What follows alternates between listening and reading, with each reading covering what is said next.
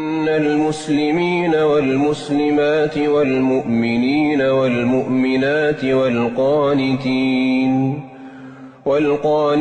والقانتات والصادقين والصادقات والصابرين والصابرات والخاشعين والخاشعات والمتصدقين والمتصدقات والصائمين والصائمات